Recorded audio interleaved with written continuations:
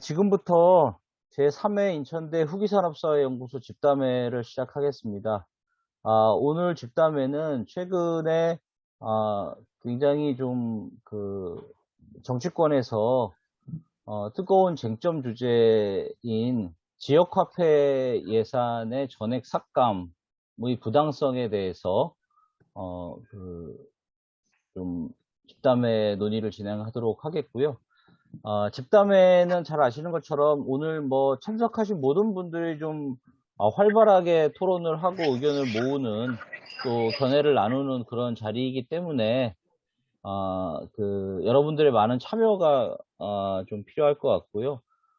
논의를 촉발시키는 의미에서 오늘 발표자와 지정 토론자를 지정했다고 이해를 해주시면 좋을 것 같습니다. 그럼 오늘 지금부터 시작을 할 텐데요. 오늘 발표를 맡아주신 우리 양준호 교수님이 저희 인천대 후기산업사회연구소의 소장님이신데 현재 안식년을 맞이해서 일본에 특임 교수로 가 계십니다. 발표 시간과 별도로 간단하게 우리 양준호 소장님 오늘 집담회에 여는 말씀을 좀 부탁드리겠습니다. 아이고, 반갑습니다. 자장님께서 저에게 또, 여는 말씀을, 부탁을 하셔가지고요. 영광이고요. 인천대 후기산업소의 연구소 소장을 맡고 있는 양준호라고 합니다. 지금 현재 도쿄에 있고요. 9월 16일 날 들어왔고, 이제 곧 한 달이 될 것 같습니다. 이번 주말이 이제 한 달이 이제 되는데, 한국은 어떠세요? 요즘에 여기 일본은 계속 그냥 10월 들어와도 여름이었다가 지난주 목요일부터 이렇게 갑자기 좀 싸늘해지기 시작했습니다. 이번 주 들어와서는 꽤 좀 추운데 지금 현재 그런 상황이고요. 일본도 보니까 지금 그냥 지역 문제, 지역 경제 활성화, 지역 창생, 이런 어떤 슬로건으로 나라가 떠들썩한 것 같습니다. 좌파, 우파, 할 것 없이 지역 문제에 굉장히 좀 이렇게 전반적으로 관심이 좀 많고요. 학계, 실업계 또는 시민사회 할 것 없이 다들 좀 지역을 굉장히 좀, 이 관심을 많이 가지고 보고 있는 것 같아요. 예. 우리나라의 어떤 담론이 주로 일국적인 담론, 이 중앙당, 이런 큰 정당들의 어떤 중앙당적인 어떤 담론에 의해서 담론들이 규정되고 있는 반면에 일본 같은 경우에는 각 지역에서 주로 각 지역만의 어떤 논리와 문제의식으로 지역이 이렇게 논의되고 있는 것이 우리 한국하고 조금 다르다는 느낌을 좀 받게 됩니다. 예. 여러분 반갑습니다. 그리고 고맙습니다. 오늘 함께 해주셔가지고요. 예. 예. 그러면 바로 이어서 오늘 집담회를 시작할 텐데요. 앞에서도 말씀드렸던 것처럼 이 기재부에 의해서 2023년도 예산, 지역화폐 예산이 전액 삭감되는 그런 폭거가 일어났습니다.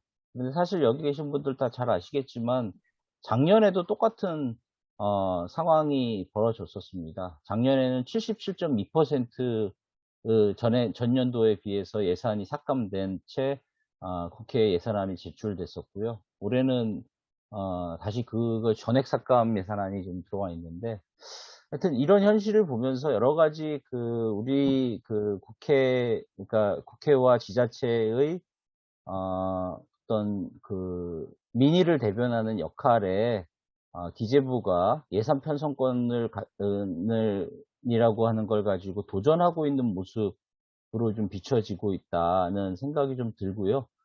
그런 의미에서 오늘 이 기재부에 의해서 일방적으로 지금 전액 예산 삭감된 이 지역화폐 지원 예산의 의미에 대해서 한번 좀 더 통찰해보고 그런 어떤 통찰을 통해서 이 문제점을 좀 시민들에게, 지역 주민들에게 확산시켜 나가는 그런 어떤 계기로 오늘 집담회가 자리매김될 수 있지 않을까 싶고요.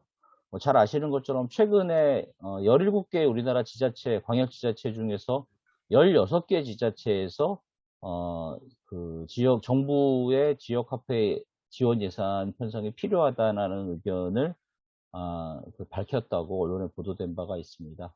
그런 것처럼 우리 결국은 기재부의 그 폭거에 맞설 수 있는 힘은 우리 국회와 지방자치단체, 그리고 그런 국회와 지방자치단체의 근간이라고 할 수 있는 우리 지역 주민들의 어떤 민의, 이런 것들이 아닐까 싶고요.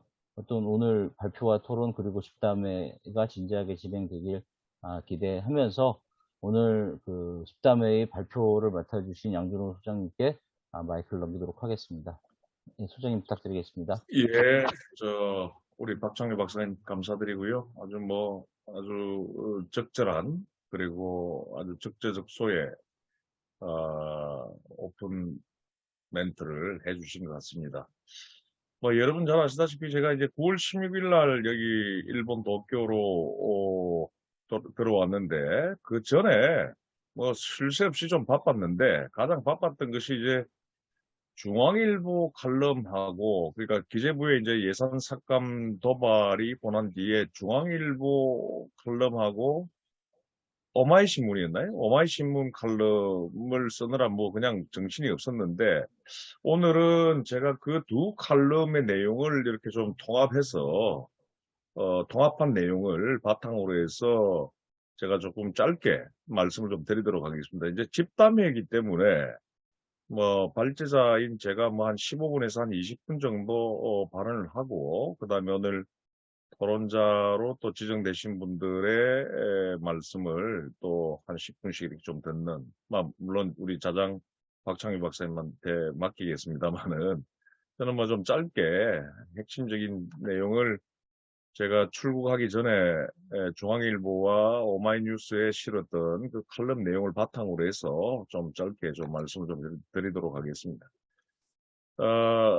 화면 공유를 하려고 합니다. 여러분 화면 공유가 좀 되셨는지요? 한글 파일입니다. 예, 예, 예, 예.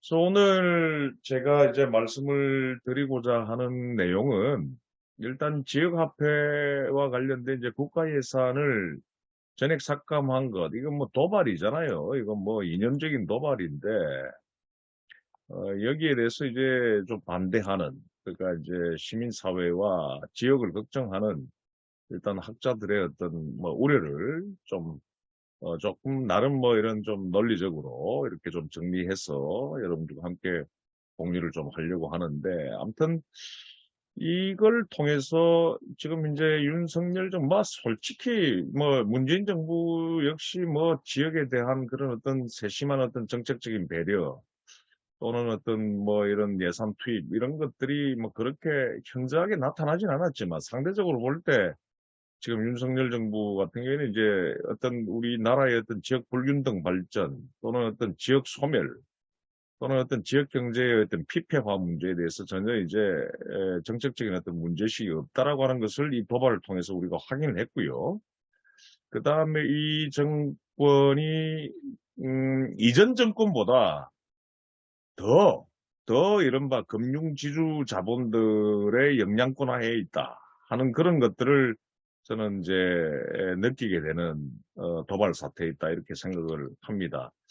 그래서 먼저 여러분 잘 아시다시피 이 지역사랑상품권, 그러니까 이 지역화폐라고 불려왔던 이 지역사랑상품권 정책에 대해서 이제 국가가 이제 지원을 하지 않겠다, 이건 퍼주기다, 돈 살포 하는 사업이다 라고 이야기를 하면서 이제 전액 삭감을 했는데, 사실은 이제 이 윤석열 정부가 들어서면서 지역사랑상품권 관련된 어떤 예산을 다 조금씩은 이제 줄일 것이다라고는 전망을 했어요.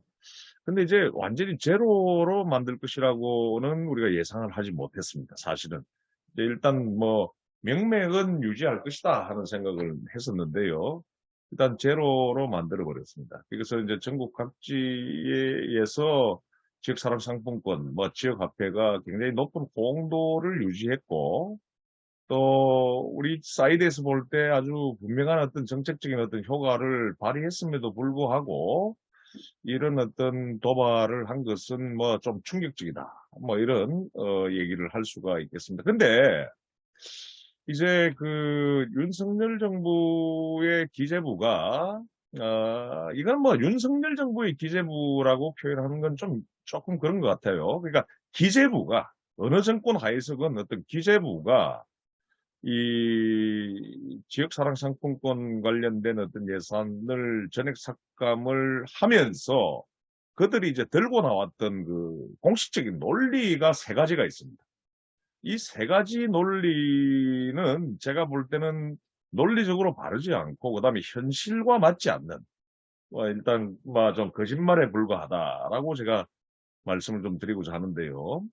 이게 이제 기획재정부가 공식적인 어떤 루트를 통해서 자기네들이 지역화폐 예산을 전액 삭감을 하게 됐던 그 배경으로 첫 번째 논리를 어떻게 내냐 하면 지역화폐라고 하는 것은 그 정책 효과가 특정 지역에서만 한정되어서 나타난다. 여러분 뭐 많이 들어보셨을 거예요. 이 논리. 그래서 이거는 국가가 관여할 것이 아니라 지자체 고유의 사무로 규정해야 된다. 뭐 이게 이제 기획재정부의 이제 가장 중요한 논거죠. 그다음에 이제 두 번째가 지역화폐가 실질적으로는 지역경제 활성화에 아무런 도움 되지 않았다. 그러니까 기획재정부는 한국조세재정연구원을 굉장히 이제 과잉 신뢰하는 것 같아요. 그러니까 조세재정연구원의 어떤 연구를 절대적으로 이제 신뢰를 하니까 그걸 바탕으로 해서 지역화폐가 이제 실질적으로 지역경제에 아무런 어떤 도움이 되지 못했다라고 얘기를 자신 있게 내뱉는 것 아닙니까? 뭐 이게 두 번째 이제 전액 삭감의 이제 중요한 논거고요. 세 번째가 이제 지역화폐라고 하는 것은 지역사랑상품권이라고 하는 것은 어디까지나 한시적인 정책이었다라고 주장하는 것이 기획재정부의 굉장히 중요한 공식적인 어떤 논거입니다. 그러니까 코로나 국면에서 소상공인들이 코로나 샥을 입었기 때문에 코로나 국면에서 소상공인들을 지원하는 정책의 일환으로 지역사랑상품권 정책을 국가 예산으로 지원하겠다. 그런 어떤 논리였기 때문에 코로나 여파가 점차 완화되고 있는 지금은 더 이상 코로나 국면에서의 어떤 지역 소상공인들을 살리기 위한 한시적인 정책을 더 이상 유지할 필요가 없다. 요게 이제 이 세 가지가 지역사랑상품권 관련된 국가 예산을 전액 삭감한 공식적으로 그들이 내걸고 있는 아주 자신 있게 내걸고 있는 논거입니다.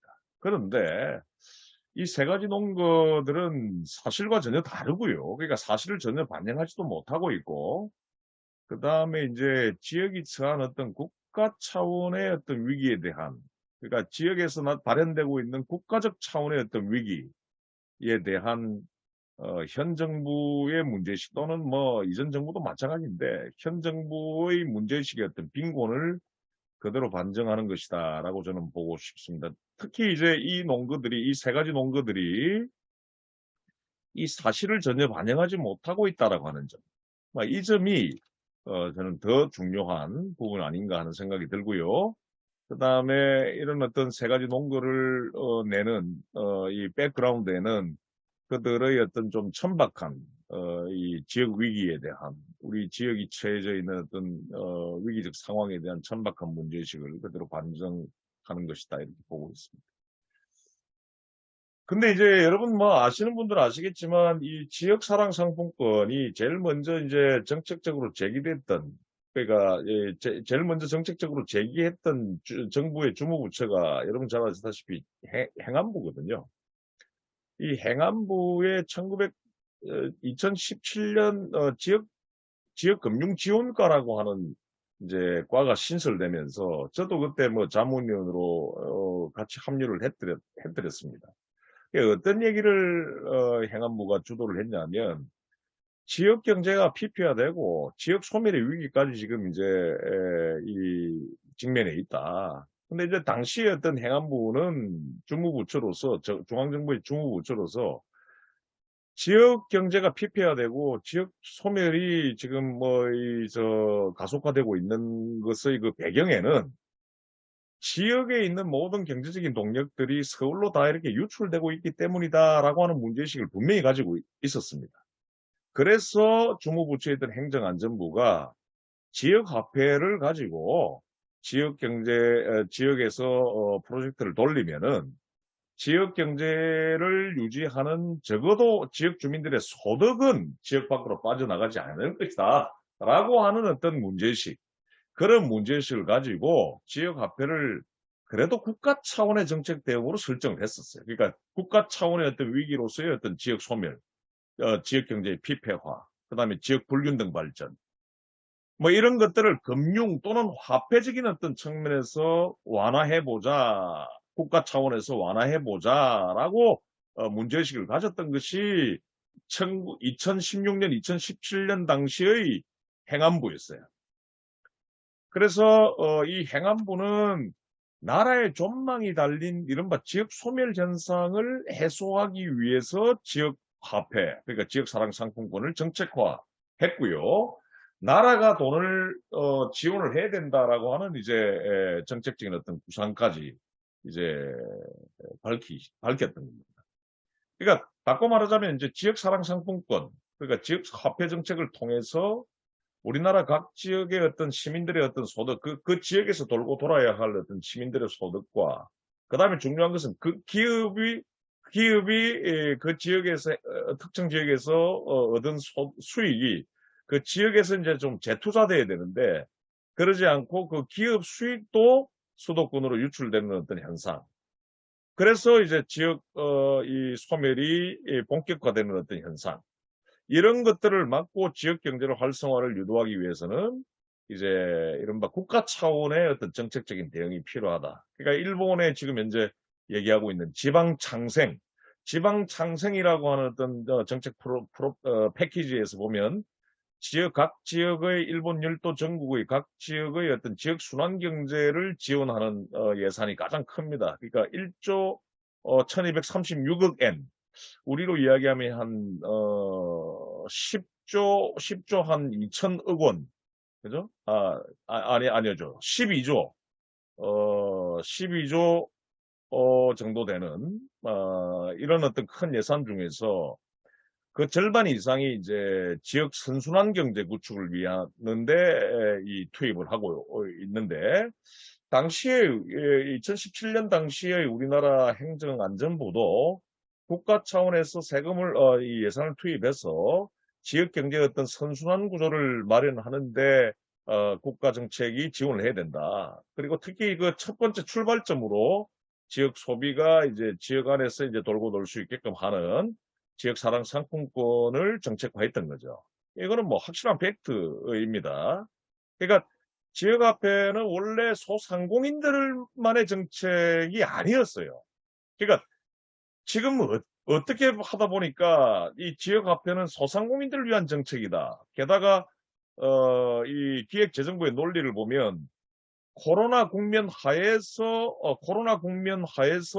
소상공인들에 한한 어떤 그런 정책적인 어떤 지원이다라고 이야기를 하지만, 이 정책의 어떤 경로 의존적인 어떤 배경들을 보면 지역화폐는 원래 소상공인들만을 위한 정책이 아니었고, 만약에 소상공인들만의 정책이었다면 행안부가 이 정책을 설계할 필요가 없죠. 중기부가 있어야 되죠. 그러니까 지역화폐는 원래 소상공인들만의 정책이 아니었고요. 이 지역 소멸을 막는, 그러니까 지역경제 피폐화를 막는 국가 차원의 정책이었다. 이 부분이 이제 굉장히 좀 중요한 부분이라고 저는 봅니다. 근데 그럼에도 불구하고 정부는 이제 경제 동력들이 서울로 다 새어나가면서 초래된 지역 경제 침체, 그 다음에 지역 소멸, 그 다음에 우리나라 뭐 그로 인해서 지역이 뭐 지속 가능성의 어떤 위기에 직면하면 나라 전체 일국 차원의 어떤 지속 가능성의 어떤 위기도 발현될 수밖에 없잖아요. 예, 그런 어떤 국가 차원의 어떤 지속 가능성 위기에 대응하기 위해서 도입된 지역화폐 정책이었는데도 불구하고 이번 윤석열 정부의 기재부는 지자체만의 사무로 간주하고 있다는 거거든요. 아까 제가 말씀드렸듯이 일본 같은 경우 이번에 여기 들어와서 제가 파악을 했는데 지역 살리기 전체에 관한 전체의 어떤 예산은 1조 한 1236억 엔 정도 되는데, 그 중에서 이렇게 딱 명기를 했더라고요. 디지털 지역화폐 예산. 그러니까 딱 우리로 이야기하는 모바일 또는 카드식 그 지역화폐 플랫폼화들이 있는 이 디지털 지역화폐 사업을 디지털 지역화폐 프로젝트라고 그러는데, 이 디지털 지역화폐와 관련된 예산이 약 한 1조 원 정도 돼요. 그러니까 이게 뭐 1조, 죄송합니다. 1조 1236억 엔이니까 한 12조 정도 되거든요. 12조 원. 그 중에서 디지털 지역 화폐와 관련돼서는 우리 한국 돈으로 이제 환산했을 때 1조 원 정도. 그 정도 굉장히 큰 비중을 차지하고 있습니다. 근데 재밌게도 일본 총무성이 그런 이야기를 하더라고요. 이 1조 원 정도라도 투입하는 이유는 이게 국가적 과제이기 때문이다. 지역 경제의 어떤 피폐화가 오래된 어떤 구조적인 어떤 위기. 그러니까 지자체가 돌파할 수 있을 정도로 이렇게 가벼운 어떤 문제가 아니라 오랫동안 어떤 축적된, 오랫동안 어떤 일본 전국적 차원에서 이렇게 작용해온 어떤 구조적인 어떤 위기로서 동경 일극화 그리고 이제 이 지역의 어떤 피폐화를 인식을 하고 있다는 거죠. 그래서 이제 이 불과 한 1조 원 정도라도 디지털 지역화폐 예산에 투입을 해야 된다라고 일본 총무성은 우리로 이야기하면 행정안전부죠. 그렇게 공식적으로 명을 하고 있습니다. 그러니까 제가 다시 한 번만 좀 말씀드리자면 이 지역의 경제 동력이 수도권 서울로 새어나가는 현상은 이게 지자체가 어떻게 돌파할 수가 없는 국가 차원의 구조적인 문제다. 이렇게 봐야 될 것 같아요. 그러니까 이 지역화폐와 관련된 어떤 국가 예산의 어떤 전액 삭감이라고 하는 그 기재부의 어떤 도발은 일단은 어떤 지역의 위기와 연관시켜서 우리가 논의를 해야 되고, 그다음에 그 지역의 어떤 위기는 지자체가 이렇게 감당하거나 돌파하거나 완결적으로 이렇게 대응할 수 있는 문제가 아닌, 그것을 초월하는 어떤 하나의 어떤 역사적인 또는 구조적인 어떤 문제의 귀결로서 나타나는 위기다라고 하는 문제의식.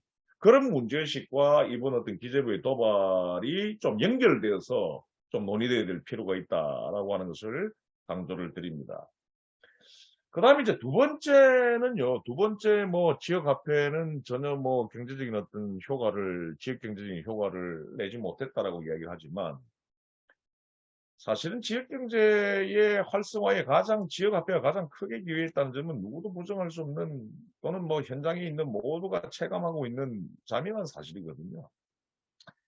지역화폐는 백화점이라든지 대형마트에는 쓸 수 없고 지역 내 소상공인들의 매장에서만 사용할 수 있는 것이기 때문에, 이른바 이제 지역경제에서 가장 큰 비중을 차지하는 소상공인 경제를 지켜내는 이제 방패막 역할을 했고요.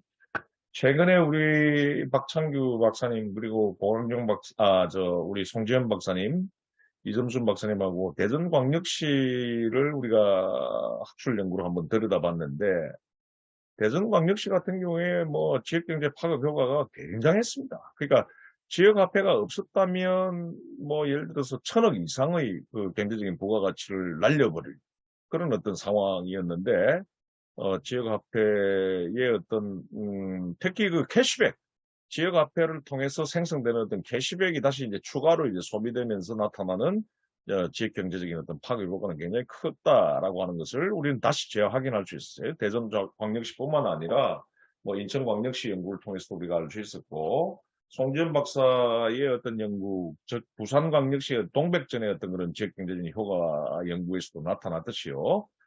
뭐 소상공인 경제를 중심으로 하는 어떤 지역 경제의 어떤 파급 효과, 뭐 예를 들어서 뭐 이 부가가치세 증감 효과라든지 증가 효과라든지 고용 파급 효과 특히 크고요. 대전광역시 같은 경우 굉장히 크게 나타납니다. 등등 이런 어떤 지역 경제의 파급은 뭐 실증적으로 그리고 또 체감적으로 아주 뭐 자명한 사실이다, 이렇게 말씀을 드릴 수가 있겠습니다.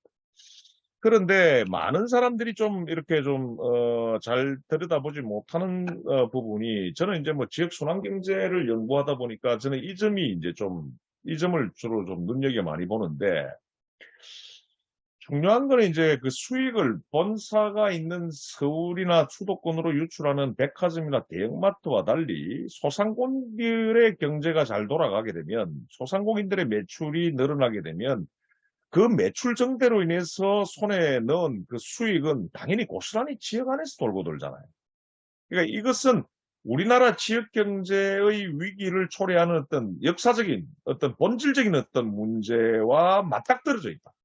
그러니까 지역사랑 상품권이 어떻게 보면 우리나라 지역경제 피폐화를 초래하고 있는 어떤 근본적인, 본질적인 어떤 문제와 맞닿아 있다라고 하는 거죠. 이 점이 저는 지역화폐의 어떤 성과 여부를 떠나서 지역화폐라고 하는 어떤 정책적인 어떤 시도가 시도 안에 이제 내포되어 있는 어떤 역사적 또는 어떤 본질적인 어떤 통찰이 저는 드러난다 이렇게 보고 있다는 거죠. 자, 이제 지역 화폐의 어떤 지역 경제적인 성과에 대해서는 일단 더 이상 제가 이야기를 안 해도 될 것 같고요. 그래서 이렇듯 지역 화폐, 지역 사랑 상품권이라고 하는 것은 소상공인들의 어떤 매출을 늘려가지고 지역 상권을 활성화하고, 그 다음에 소상공인들의 매출이 늘어난 만큼 소상공인들의 이익도 늘 거 아니에요.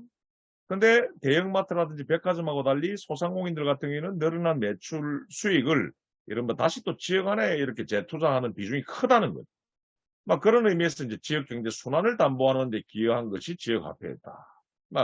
그런 면에서 지역 경제 관련된 어떤 여러 그간의 어떤 정책들 가운데서 가시적인 어떤 효과를 보인, 그리고 우리나라 지역 경제 피폐화를 초래하고 있는 어떤 근본적인 어떤 문제와 이렇게 맞닿아 있는 몇 안 되는 실효성 있는 어떤 정책으로 평가를 해야 된다. 이렇게 저는 보고 있고요. 특히 지역사랑 상품권 정책은 비수도권 지역의 어떤 소득과 기업 수익이, 그러니까 사업체 수익이 수도권으로 유출되는 것을 막는 역할을 하면서 이제 수도권과 비수도권 간의 어떤 격차, 그러니까 바꿔 말하자면 국가 차원의 어떤 위기적인 어떤 왜곡 현상을 일정 부분 완화하는데, 그리고 소비자의 구매력을 높여가지고 지역 내 수요를 증대시키는데, 그리고 지역 화폐 기반 여러 부가 서비스를 통해서 소상공인들이 경쟁력을 강화하는 데 크게 기여한 것으로 우리는 단언할 수가 있다.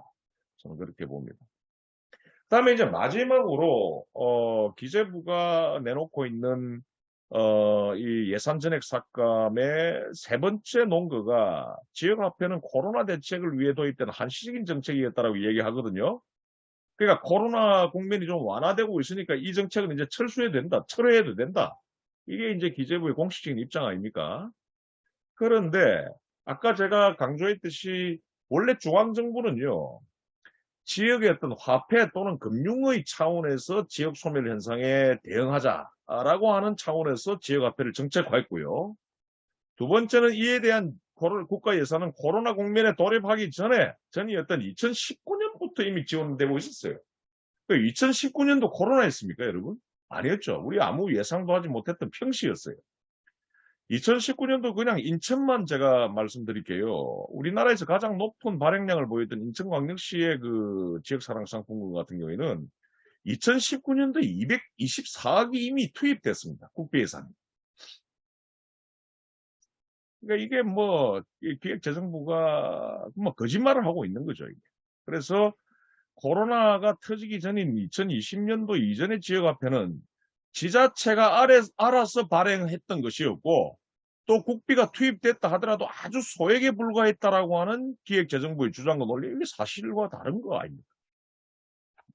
이거는 일단은 아주 쉽게 확인할 수가 있습니다. 그래서 이 부총리란 사람이 지역화폐를 이제 현금 살포성 재정 중독 사업이라고 이제 얘기를 하고 있는데, 사실 그렇지 않다. 지역 살리기 정책이었고, 개인주의적인 어떤 소비 진작책이었고, 그 다음에 더 큰 틀에서 보면 이제 지역 살리기 정책이었다. 일본의 이제 지역 창생 정책과 같은 지역 살리기 정책이었다. 이렇게 보고 있습니다. 그래서 중앙정부는요, 지역화폐 정책을 세금으로 캐시백이나 뿌려대는 단순 재정 사업으로만 볼 게 아니고, 지역 소상공인들 지원, 그 다음에 지역경제 활성화, 그리고 지역 공동체 강화를 통해서 지역경제의 피폐화를 막고, 나라의 존폐가 달린 지역 소멸의 위기를 해소하는, 그러니까 국가적 정책으로서의 어떤 지역 살리기 정책, 정책으로 인식해야 된다. 뭐 물론 그 정책의 어떤 이 백그라운드 역시 이런 국가적 차원의 어떤 지역 살리기 정책으로 도입되었고 그렇게 설계가 되었고요. 또 그런 어떤 효과를 보이고 있는 이상 그런 어떤 인식 전환이 좀 필요하다. 그래서 저는 이런 어떤 지역화폐 정책에 대한 국가 예산의 전액 삭감 도발은 자칫 지역을 전혀 돌보지 않는 나라, 지역에 대한 문제의식이 없는, 지금 현재 우리나라의 각 지역이 처해져 있는 어떤 위기에 대한 어떤 진중한 문제의식이 없는 나라, 지역 활성화라고 하는 국가적 과제에 대한 문제의식이 없는 정부로 오명이 씌워질 수 있는 사태다. 이렇게 보고 있습니다. 그래서 제가 지금 또 일본에 와 있기도 하고요. 그래서 일본의 정책들을 최근에 지금 제 수업에서도 많이 논하고 있고 일본 학생들에게 레포트도 제가 조금 이렇게 쓰게끔 하고 있는데 지금 현재 레이와 4년이라고 그러더라고요. 이게 2022년을 레이와 4년이라고 그러는데 2021년도까지의 지역 상생, 그러니까 지역 살리기, 특히 이제 주로 보면 막 95% 이상이 지역 경제의 피폐화를 막는 지역 순환 경제를 돌리는 그런 어떤 것을 지원하는 정책에 관한 어떤 국가 예산이 우리로 이야기하면 한 12조 정도 되고요. 12조 원 정도 되고 그 중에서 다시 말씀드리지만 지역 사랑 상품권 정책과 그다음에 지역 순환 경제 프로젝트를 지원하는 그런 어떤 예산이 한 1조 원 정도 잡혀 있다. 지금 뭐 우리에 못지않게 보수적인 그리고 우리에 못지않게 어떤 대기업과 이 독점 자본에 포획되어 있는 그런 어떤 정권이 권력을 행사하고 있는 어떤 일본임을 고려할 때 그런 어떤 일본도 이런 정도의 어떤 예산 투입을 하고 있는데 우리 같은 경우에는 뭐 전혀 이런 것들을 안배하지 않고 고려하지 않고 삭감 도발을 했다라고 하는 것은 금융지주 자본들 그러니까 이제 지역화폐를 쓰면서 가장 이제 지역화폐가 활성화되면서 가장 이제 손해를 많이 보는 카드 회사 그다음에 이제 수탁고로 장사하는 이 대규모 이제 은행 자본 그다음에 이제 대형마트 특히 저는 그 전자의 그 두 주체 그러니까 카드 회사와 대형은행들 이 결합된 어떤 이른바 우리가 흔히들 힐퍼딩식으로 이야기하면 이제 금융자본이죠. 이 금융자본의 어떤 이 정부에 대한 어떤 포획, 정부의 어떤 금융자본에 대한 어떤 포획 이런 것들이 오늘날에 이번의 이 전액 삭감 처리의 가장 중요한 어떤 백그라운드였지 않나. 어떠한 논리와 어떠한 어떤 통계도 없는 그런 어떤 대자본에 포획된 어떤 이 기획재정부임을 폭로하는 그런 어떤 사건이었다라고 말씀을 드릴 수 있겠습니다. 그래서 오늘 저는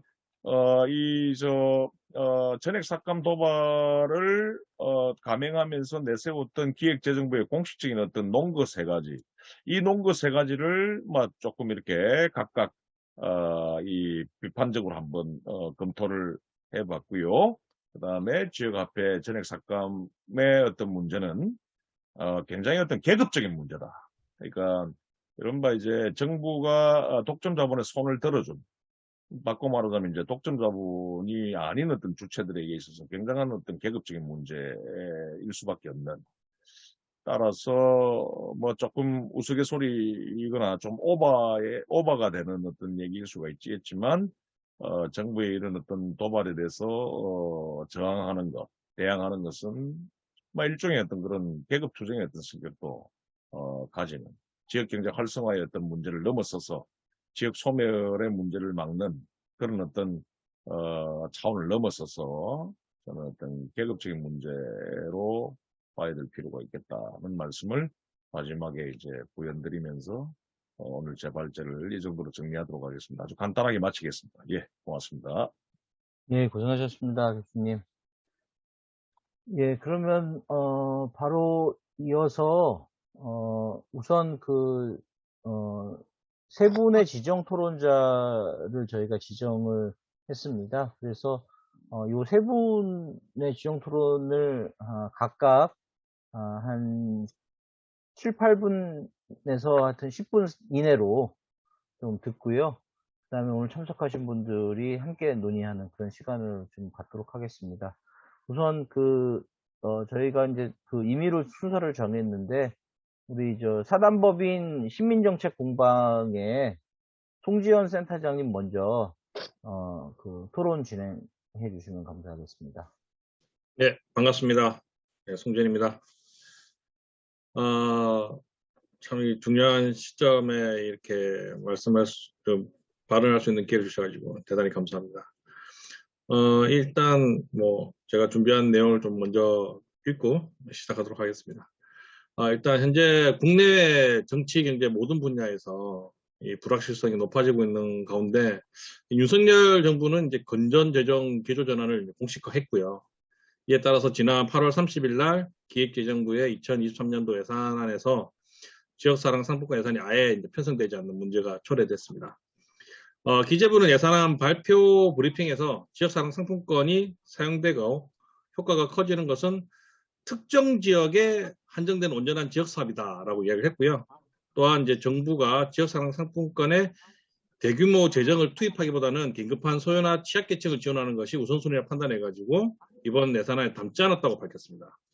이러한 발언의 취지는 이 반지방주의를 앞세운 수도권 중심 시각이라고 좀 볼 수 있고요. 이러한 수도권 중심의 시각은 인구 유출과 산업 경쟁력 저하로 지속적으로 GRDP가 낮아지고 있는 지방을 아예 소멸시키겠다고 이야기한 것 같아가지고 심히 우려스러운 부분이 아닐 수가 없습니다. 또한 이렇게 지역사랑 상품권에 대한 국비 예산이 제로가 되는 이제 상황에서도 자구책 없이 그냥 중앙에 그냥 의견만 전달하겠다고 하는 각 지자체들의 이런 집행부들의 안일한 태도는 이런 지역사랑 상품권을 지속 가능성을 이제 어둡게 하는 아주 큰 요인이 아닌가 그렇게 생각이 되고 있습니다. 그리고 또한 기재부는 이제 어제 11일 2023년 예산안 관련해서 언론 관심사업 백브리핑을 열었죠. 거기서 이제 안상열 기재부 행정국방 예산심의관이 상품권 효과는 지자체 한정되기 때문에 지자체 고유 사업으로 판단된다라고 이야기를 했고, 재정 여건을 감안할 때 국회 논의 과정에서 증액될 가능성은 없다고 생각한다고 이렇게 또 당당하게 이야기를 했다 하더라고요. 근데 원래 당초 이 지역상 상품권은 1996년부터 2017년까지는 지자체가 자체적으로 할인 비용을 부담하면서 진행을 해왔고, 문재인 정부 들어가지고 2018년도에 군산, 거제 같은 고용 위기 지역에 한시적으로 지역사랑 상품권에 대한 이제 국고가 투입이 됐고, 2019년도부터 이제 쭉 국고 지원이 이제 강화되면서 이렇게 사업이 커져 나갔죠. 실제로 이제 이제 오늘 국회 행정안전위원회 이제 송저 더불어민주당 의원이 이제 자료조사 발표를 했는데 17개 시도로부터 받은 자료에 따르면 2018년부터 올해 8월까지 전국에서 사용된 지역화폐 누계 사용액이 62조 219억 원입니다. 전체적으로 이제 지역화폐가 활성화된 2018년부터 올해 8월 달까지가 62조 219억 원을 지역화폐를 발행을 했는데, 물론 2018년도에는 지역사랑 상품권 발행액이 1611억 원밖에 안 됐습니다. 그런데 2019년도에 2조 4,310억 원으로 증가를 했고요. 2020년도에는 17개 광역시도 전부 다 지역사랑 상품권을 발행을 하면서 14조 988억 원을 발행을 했죠. 그리고 2021년 작년에는 25조 911억 원으로 엄청나게 확장이 됐었습니다. 올해까지도 이미 올해 8월까지 누적된 금액만 해도 20조 2399억 원을 발행을 했거든요. 그래서 전체적으로 보면 5년간 누적 사용액이 가장 높은 지역은 경기도입니다. 13조 3,163억 원으로 가장 많고, 그 다음에 인천 12조 1,679억 원, 부산이 5조 147억 원이고, 대전이 4조 1,198억 원이고, 경북이 또 3조 3,551억 원으로 전체 이제 15개 지역, 17개 전체 광역시도 중에서 15개 지역이 누적 사용 규모가 1조 원이 넘어간 그런 것입니다. 그리고 지역사랑 상품권을 사용하고 있는 그런 등록된 가맹점 수도 올 8월 달 기준으로 해서 199만 9,600곳이거든요. 근데 이게 대부분이 전부 지역에 있는 중소상공인이라는 거죠.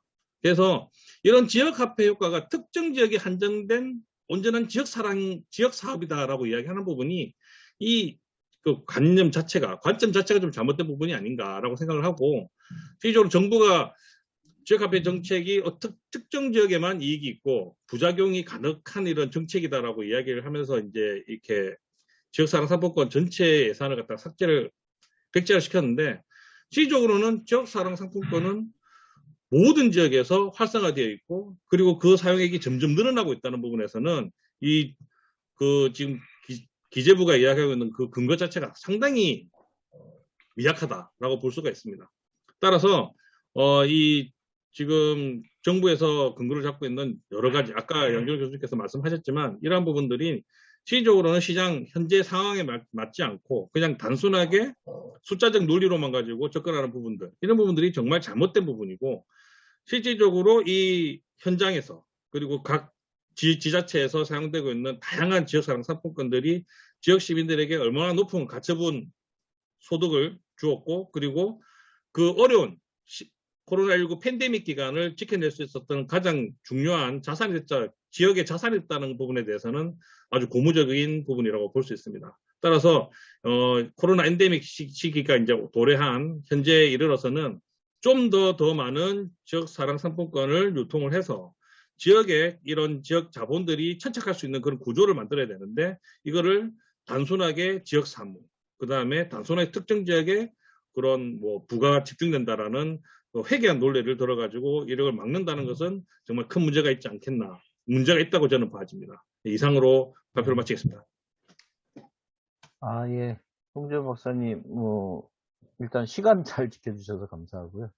그 다음에 아주 박력 있는, 그 토론이었던 것 같고, 또 구체적인 어떤 수치를 통해서, 정부, 기재부의 어떤, 논리를 해주셔서 우리 참석하신 분들이 이해하고 이후에 토론 진행하는데 많은 도움이 될 것 같습니다. 예, 그러면 다음에 이어서, 우리 김중강 화폐민주주의연대 사무국장님의 토론을 좀 듣도록 하겠습니다. 사무국장님 부탁드리겠습니다. 네, 안녕하세요. 저 김준강입니다. 저는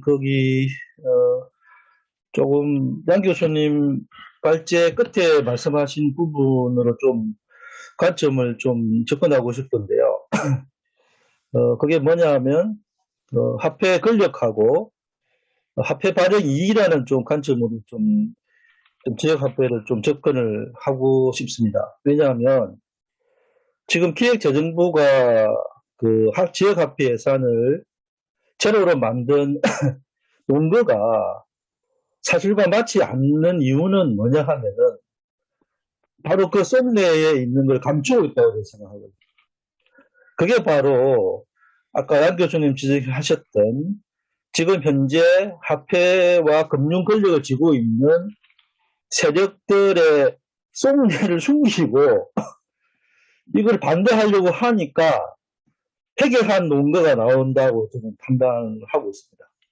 왜냐하면 솔직히 기획재정부가 대기업이나 은행 세력들을 위해서 이거를 제대로 만든다고 얘기하면 엄청난 국민적 저항에 부치기 때문에 그 솔직한 반대 이유는 숨기고 논문을 대야 되니까 말도 안 되는 이야기로 스스로의 모순에 빠지는 거죠. 어떻게 보면. 그래서 저는 현실이나 사실에 맞지 않는 이 거짓말로 이게 치부될 만큼의 그런 이야기를 하는 이유가 저는 이 대기업이나 사실 카드 회사가 다 대기업 회사 아닙니까 지금. 그러면 지역화폐를 지자체나 지역 주민이 쓰게 되면 당연히 대기업 카드 사용이 줄죠. 그러면 카드 수수료는 이익이 발생 안 하죠. 그러니까 아까 전에 송 박사님이 62조라고 말씀하셨는데 몇 년 동안의 사용액이 거기에 수수료를 한번 2%, 3%를 잡아보십시오. 돈이 얼마 나오는지. 그러니까 지역화폐를 지역 주민들이 사용하게 되면 자기들이 발행한 카드, 신용카드나 은행화폐를 사용할 경우에 생기는 이익이 자기들한테 돌아오지 않고 사라져버리거든요, 결국은.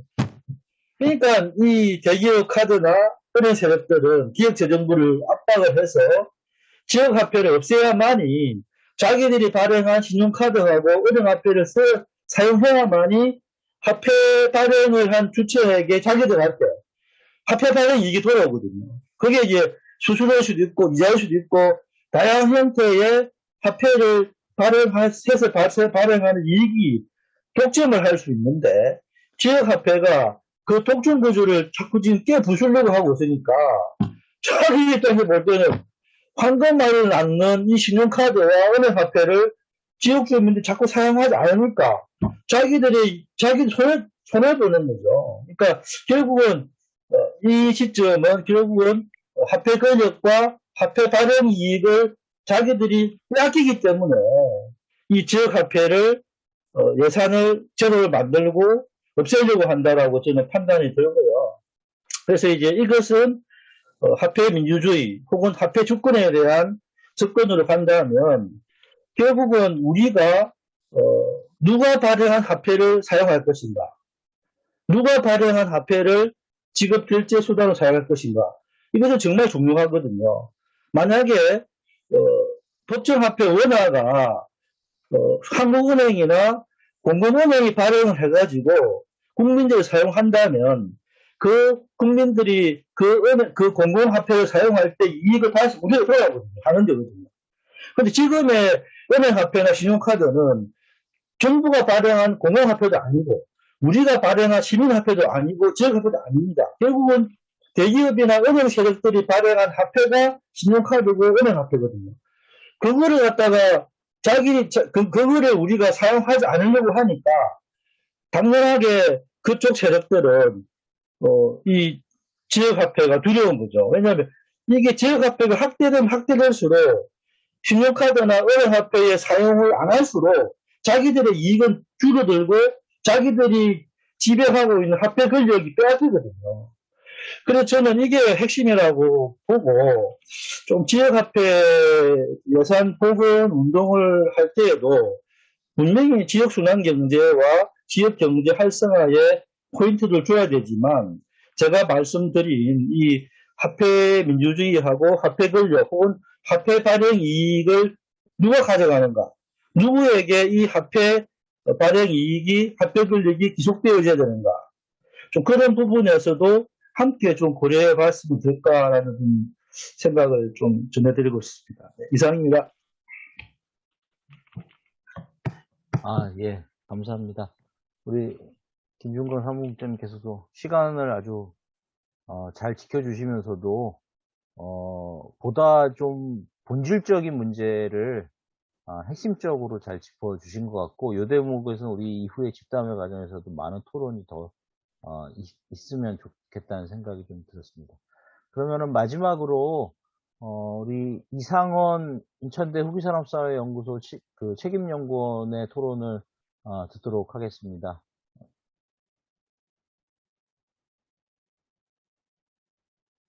마이크 켜주십시오. 마이크. 들립니까? 네. 제 두 분의 거대 담론에 동의하면서 이번에 기재부가 주장했던 그 공허한 논거, 주장과 논거에 대해서 제가 반박을 좀 정리를 해봤거든요. 그래서 화면 공유를 해도 될까요? 잠깐만요.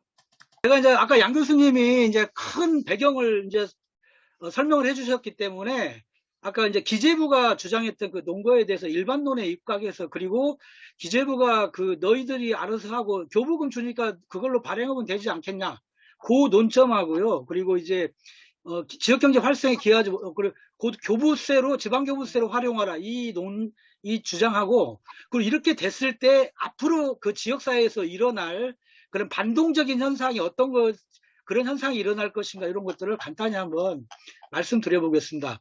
지역화폐 정책이 지자체의 고유 사무라는 주장은 이미 작년에도 이런 주장을 했었죠. 근데 이것은 말이 안 되는 것이, 지금의 지역화폐라는 시대정합적이고 한목적인 의의를 볼 때 이는 단순히 소상공인들의 어떠한 지원 차원이 아니라 그러한 차원을 넘어가지고 그 7 차원의 총체적인 문제로 드러나고 있는 수도권과 비수도권의 격차, 불균형, 나아가 지역 소멸이라는 국가적 위기에 직면하여 이를 해소하는 중요한 대안으로 부상되고 있는 것이고 또 그렇게 보는 것이 정확한 인식이라고 저는 생각합니다. 또 특히 232개 지자체에서 이토록 주민들이 지지와 호응력을 얻게 된 정책은 이전에는 없었고요. 그런 과정에서 20조 이상의 소비가 비수도권 지역에서 일어나면서 지역경제 활성화의 마중물 역할을 했다는 것은 이건 객관적인 사실이라고 보고 있습니다. 뭐 다 같이 공통인식하겠지만요. 이는 그동안 국비와 지방비 매칭이라는 재정의 메커니즘을 통해 가지고 전국의 지역경제를 활성화시킨 대표적인 사례이고 결과였다고 저는 주장하고 싶고요.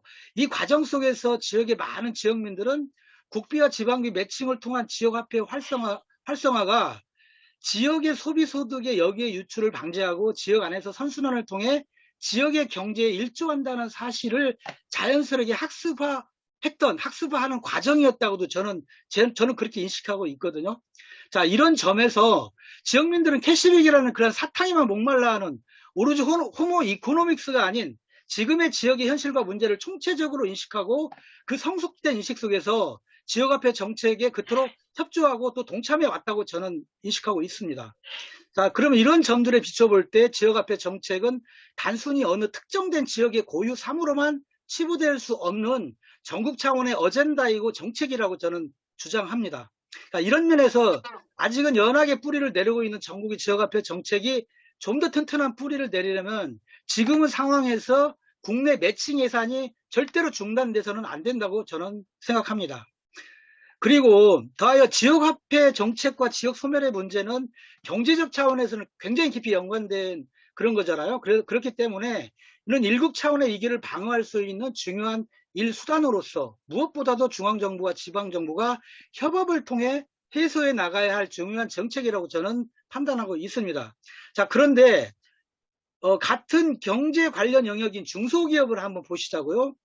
제가 중소기업 기본법을 좀 봤는데 중소기업 기본법에는 뭐라고 돼 있냐면은 제3조에서 정부와 지방자치단체는 상호 간의 협력과 중소기업 시책의 연계를 통하여 중소기업에 대한 지원의 효과를 높일 수 있도록 노력해야 한다라고 명시가 되어 있습니다. 이는 중앙정부와 지방정부 간의 협업을 강조했던 거죠.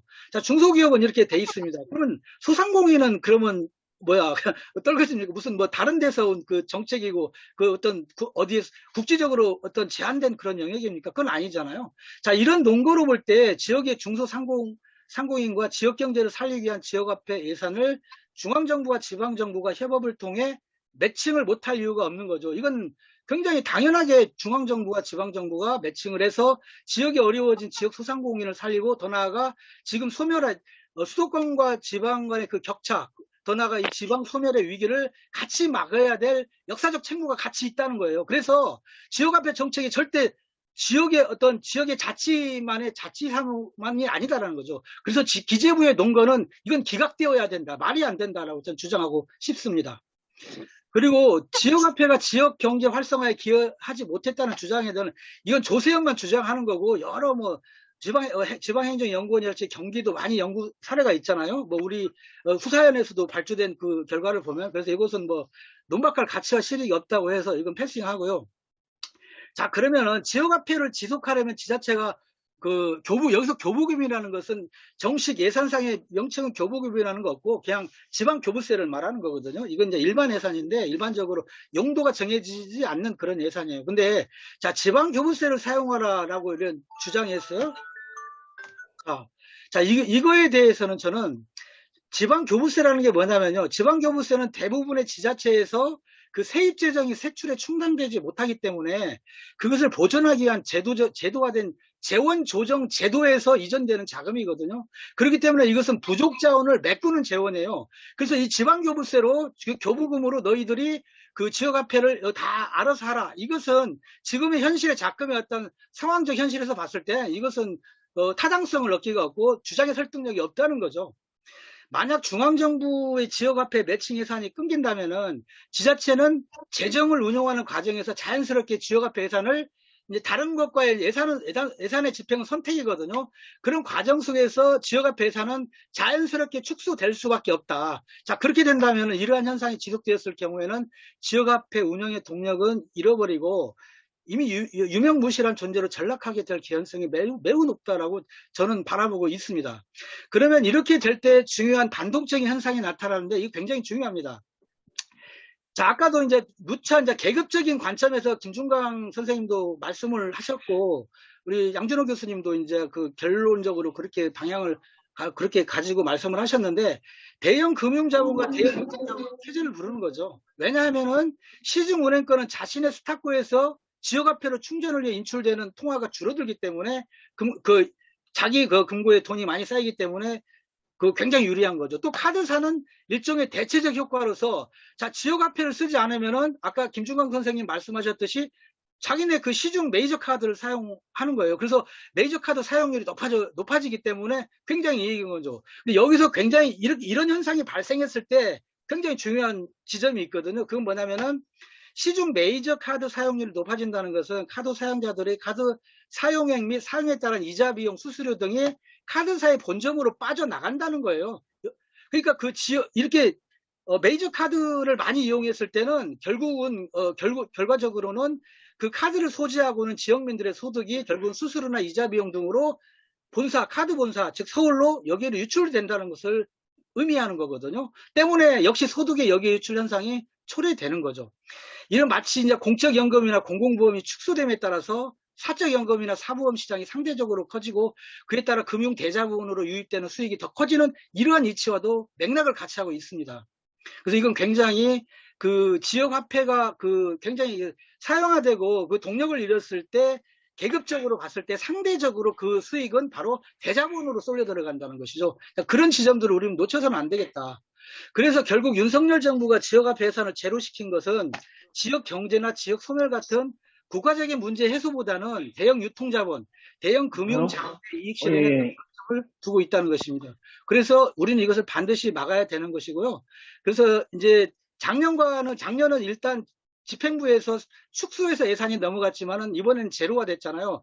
그래서 이번에도 반드시 살려야 하지만은 제로화 돼가지고 목을 없애가지고 갔기 때문에 국회로 옮겼기 때문에 이걸 살리기는 좀 쉽지는 않을 것입니다. 그럼에도 불구하고 우리는 반드시 지역화폐 그 예산을 복원을 해야 된다라고 주장하고 싶습니다. 이상입니다. 예, 감사합니다.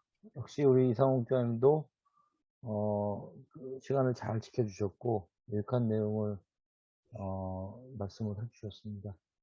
그러면 지금부터 좀 앞에서 우리 양준호 소장님께서 발표하신 그 내용, 즉 기재부의 지역화폐 지원 예산 전액 삭감의 세 가지 논거에 대한 어떤 비판, 그리고 이 세 분이 좀 결이 다르게 좀 그렇게 말씀을 해주신 것 같습니다. 우선 송지연 박사님은 이제 구체적으로 이 지역화폐가 얼마나 전국적으로 많은 그 지역에서 활성화됐는지에 대한 구체적인 데이터를 말씀을 해 주셨고, 또 우리 김중강 사무국장님께서는 이 기재부의 이런 어떤 허구적인 논리의 이면에 있는 그들의 어떤 본질적인 이런 화폐 권력을 지탱시키고자 하는 금융자본과 기재부의 결탁, 뭐 이런 어떤 차원에서 말씀해 주셨고, 따라서 이런 화폐 권력에 대한 논의로까지 이 문제를 좀 확산시켜야 된다라고 하는 주장을 해주셨고, 우리 이성원 책임연구원께서는 이런 지역 화폐와 관련해서 마찬가지로 이제 조금 더 구체적으로 이런 지자체 고유 사무가 아니고, 그 다음에 교부금으로 이런 문제를 처리할 수 없는 현실을 좀 더 이제 자세하게 말씀을 해 주셨습니다. 그러면 지금부터 오늘 참가하신 분들과 함께 이런 논의를 할 텐데요. 우선은 좀 제 생각에는 어떤 정치권 차원에서 뭐 이것이 국회에서 예산이 뭐 다시 뭐 어느 정도 복원될 것이다. 이런 차원의 논의는 지금 뭐 저희가 뭐 여기서 논의할 그건 아닌 것 같고요. 해서 조금, 이 앞에서 우리 양준호 선생님께서 말씀하셨던 기재부의 논리에 대한 어떤 비판점을 중심으로 조금 더 구체적인 또는 심화된 논리를 좀 보완하는 과정으로 토론이 되면 어떨까 싶은데요. 관련해서 혹시 뭐 먼저 좀 발언을 해주실 분이 계실까요? 제가 잠깐 첨언을 좀 해도 되겠습니까? 예. 네. 그러면은 짧게 좀 예. 부탁드리겠습니다. 뭐 제가 채팅방에 좀 올려놨는데요. 제가 이 생각을 하면서 번뜩 떠오른 생각이 지금 현재 지역사랑 상품권 그 캐시백 인센티브가 이제 10% 정도로 지금 알고 있는데 예산이 삭감됨으로써 뭐 5% 3% 줄었다고 제가 들었거든요. 그런데 이 캐시백, 그러니까 인센티브를 좀 부정적으로 볼 필요는 없겠다라고 저는 생각이 들었거든요, 갑자기요. 왜냐하면, 어차피 지역 주민들이 지역 사랑 상품권을 사용함으로써 받아가는 인센티브, 그거는 지역 화폐가 발행됨으로써 생기는 이익을 지역 주민들이 가져간다라고 저는 생각이 듭니다, 지금. 근데 만약에 지역 화폐를 지역 주민들이 사용하지 못하고 대기업 신용카드나 은행 신용화폐를 사용하게 되면 그 이자나 수수료가 은행과 금융회사에 돌아가거든요. 기속이 되거든요. 결국은 우리가 지역화폐를 사용함으로써 그러니까 기존의 은행이나 대기업 신용카드를 사용하지 않음으로써 생기는 이익을 지역 주민들이 스스로 그걸 지역화폐를 발행을 해가지고 화폐 발행 이익을 가져간다라고 볼 수 있기 때문에 앞으로 뭐 예산이 뭐 있든 없든 간에 지자체에서 하든 어떻든 간에 인센티브 제도는 계속 유지가 되고 좀 긍정적인 역할을 한다라고 좀 볼 수 있지 않겠냐, 좀 그런 생각이 좀 들어서 좀 첨언을 좀 하고 싶습니다. 이상입니다. 예, 감사합니다. 뭐 자유롭게 좀 말씀을 해주시면 좋지 않을까 싶습니다. 뭐 저희가 일단은 오늘 집담회를 뭐 대략 뭐 길게 잡아도 9시 전에는 끝날 예정이고요. 기왕에 이제 지금 자리를 마련을 해주셨기 때문에 자리에 참석을 해주셨기 때문에 그 정도 시간에 대해서 크게 부담은 없으실 것 같습니다. 뭘 좀 물꼬를 좀 터주실 그럼 우리 또 토론자분께서 송지현 박사님 또 한 번 더 발언 기회를 드리겠습니다. 예. 저는 이제 이 지역화폐 국비 예산에 대한 문제를 좀 짚고 넘어갈 때 좀 봐야 될 부분이 뭐냐면, 우리나라에는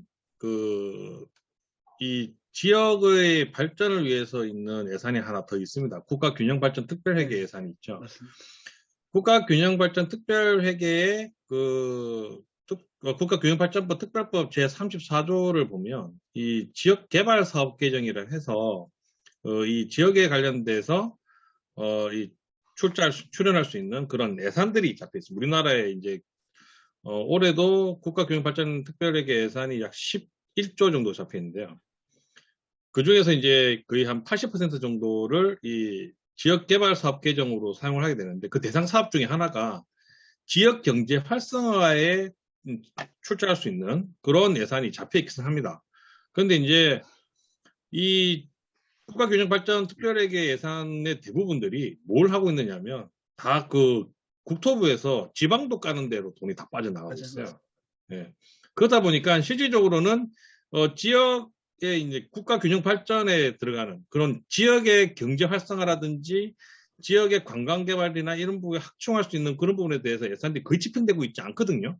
이런 부분들을 오히려 실질적으로 이 지역화폐 예산으로서 잡아가지고 운영할 수 있다고 하면 훨씬 더 쉽게, 그러니까 기재부 눈치를 보지 않고 국가균형발전 안에 이미 그런 지역 개발을 위해서, 지역 경제 활성화를 위해서 잡혀 있는 그런 항목이 있다 보니까 그런 부분들을 좀 더 땡겨서 활용할 수 있는 방안들을 좀 찾아보면 훨씬 더 좀 더 이론을 토론이라든지 이런 부분들을 좀 쉽게 가져갈 수 있지 않겠나 생각이 많이 듭니다. 그래서 그런 부분에 대한 방안들이라든지 안 그러면 그냥 단순하게 지역 사무 논리라고 치면 어차피 이 국가균형발전예산도 대부분 국가와 지방비가 매칭돼서 운영을 하고 있어요. 근데 그런 부분들에서 봤을 때도 오히려 이런 부분들을 활용하는 부분들이 그냥 단순히 기재부 보고 행안부 보고 이렇게 그냥 단순하게 요구할 것이 아니라 국가균형발전을 위해서 써라. 좀 강하게 좀 어필할 필요가 있다고 생각을 합니다. 이상입니다. 네, 감사합니다. 그, 뭐, 다른 분, 하실 말씀이 없으시면 제가 그 사회자로서, 그러니까 좌장으로서 한 말씀 드리면서, 지금 송지현 박사님 말씀과 관련해서 좀 한 말씀 드리면서 몇 가지 저도 이제 짧게 코멘트를 좀 드렸으면 하는데요. 일단은 이제 이 관련된 논점에서는, 일단은 기존의 정부가 지원하고 있는 그 지역사랑 상품권 법에 근거해서 정부가 지원하고 있는 이 예산을 어떻게 지속시켜 나갈 것인가라고 하는 것에 논점을 좀 맞추는 것이 좀 중요하지 않을까라는 생각이 들고요. 왜냐하면은 아까 우리 이상원 우리 책임연구원님께서 말씀하셨던 것처럼 기존에 지금 그 지자체 예산이 그게 넉넉하지 않고 오히려 부족해서 중앙정부로부터 이제 교부금도 받고 또 교부금 말고도 종부세 같은 경우는 국세로 걷어서 전부 지방으로 나눠주는 예산이고 또 과거에도 우리가 이 전체적인 어떤 예산제도의 어떤 흐름이 과거에 이제 복지 사업을 포함해서 중앙정부 사업을 자꾸 이제 지방으로 이양하는 그런 과정에 있는데 그거 자체는 이제 바람직한데 거기서 따르는 문제가 지역에 예산이 없어요. 돈이 없어서 그 복지 사업을 제대로 추진하지 못해서 그때 이제 어떤 얘기가 나왔냐면은 사업은 지자체가 할 수 있도록 하되 그 예산은 정부가 책임을 져라 라고 하는 논리가 옛날에 그 교통 예산 늘 이제 확대하는 과정에서도 나왔던 거거든요. 그래서 이제 하여튼 그런 차원에서 저희가 볼 때는 우리 지역사랑 상품법법 제15조에 근거해서 지금 지원되고 있는 중앙정부 예산의 어떤 확보, 이것에 좀 초점을 맞추는 것이 굉장히 중요하다고 생각하고요. 말씀드린 것처럼, 저는 이 지역 화폐 예산, 지원 예산, 이 지역사랑 상품권 발행 지원 예산은 이미 법에 의해서 지역사랑 상품권 15조에 의해서 정부가 지원할 수 있도록 규정이 되어 있는 겁니다. 그러니까 이것이 지자체 고유 사무라고 하더라도 중앙정부가 할 수 있도록 법에 규정되어 있기 때문에 이것이 지자체 고유 사무냐 아니냐가 중요한 쟁점은 아닌데 기재부는 그걸 쟁점으로 만들고 있다는 차원에서 저희가 이제 그런 것에 대해서 좀 분명하게 좀 선을 긋고 반박놀이를 잡아야 되겠다 이런 좀 생각이 하나 좀 들고요. 그 다음에는 앞에서 우리 양준호 교수님께서 발표 과정에서도 잠깐 말씀을 하셨는데 제가 이제 지역 사랑 상품권 지역 화폐 발행을 하고 있는 지자체 몇 군데의 어떤 성과에 대한 분석 연구에 좀 참여를 해서 양준호 교수 연구팀에 이제 참여를 해서 부분적으로 제가 이렇게 분석을 한 바에 따라서도 예를 들어서 시흥 같은 경우에 이 지자체의 이 지역화폐 결제액이 지역의 어떤 부가가치세 누적에게 미치는 영향이 크고 영향을 미치고 있고 또 대전 같은 경우에도 지역사랑 상품권 발행 결제액이랑 지역의 고용시장, 그러니까 구직자 수, 또, 비농가 취업자 수하고도 이 지역사랑 상품권 결제액이 상관관계가 상당히 높게 나오는 결과들을 볼 때, 이런 것들이 이제 구체적으로 어떤 지역 경제 활성화에 영향을 미치고 있다고 생각이 되고, 그렇기 때문에 오히려 기재부를 포함해서 행정안전부와 기재부를 포함해서 정부가 해야 될 일은 기왕에 이렇게 지역에서 많은 지자체가 실행하고 있는 이런 정책에 대해서 어떤 근거 없이 이런 평가를 이 성과를 폄하할 것이 아니고 좀 더 다양한 목소리를 반영하는 어떤 연구 성과를 분석을 좀 대대적으로 함으로써 오히려 그 과정에서 정책의 어떤 좀 더 좋은 모습으로 정책을 발전시킬 수도 있고, 그 과정에서 어떤 정책 결정 과정의 어떤 민주성도 좀 더 강화시킬 수 있지 않을까라는 점에서도 이번 기재부의 이 예산 삭감 행태는 도발이다, 폭거다, 이렇게 저는 생각을 하고 있습니다. 예, 이상입니다. 제가 좀, 예, 예. 예, 제가 좀 김용국 의견 좀 예, 드리자면, 김용국 김중현 선생님이 예. 얘기하셨듯이, 뭐, 기사나 이런 걸 봐도, 뭐, 기재부의 논리를 반박하는 기사나 이런 걸 많은데, 그 사람들의 속내 의도를 좀 분석해서 짚는 거는 그렇게 많이 보지는 못했던 것 같아요. 그러면, 지역순환 경제 차원에서도 그 부분을 좀 더 파헤치고, 왜 어떤 가정 속에서 기재부가 이런 말도 안 되는 논리에 근거해서 이렇게 됐는지에 대한 좀 비판이나 이런 게 좀 필요하지 않을까라는 저는 생각이 들고요. 저희 진주 지역을 좀 뭐 돌아보면 진주 지역은 뭐 예산이 이렇게 작은 편은 아니에요. 올 한 해 예산이 한 1조 5천억 이상인데 올 한 해 이제 지역 앞에 한 500억 이상이 책정돼 가지고 이번에 이제 기재부나 정부에서 지원이 줄어든다는 것 대비해서 추경 예산을 편성해 적극 대응하고 있거든요. 예. 진주시장은 국민의힘 소속임에도 불구하고 진주가 자영업자의 비율이 높다 보니까 그리고 원도심에 중앙시장이라든가 그 재래시장을 활성화시키려고 아주 지역 앞에 정책은 상당히 적극적으로 펴고 있는 상태거든요. 만약에 정부가 국민의힘 소속이라고 해서 다른 국민의힘 지자체들도 뭐 그렇게 정부의 어떤 그런 방침에 뭐 환영하는 입장은 아닐 거라 저는 생각이 들어요. 그런 것들을 조금 좀 종합적으로 짚어서 좀 대응하면 어떨까라는 좀 의견을 드립니다. 예, 감사합니다. 그럼 양준호 교수님 한 말씀 부탁드리겠습니다. 제가 여기 일본으로 들어오기 전에 경향신문하고 이제 인터뷰를 했고요. 그 인터뷰가 이렇게 좀 막 대폭 담긴 그 기사 여러분도 아마 보셨을 텐데, 그 인터뷰하는 과정에서 제가 오히려 그 경향신문 기자한테 조금 이렇게 좀 단서를 하나 이렇게 배웠는데,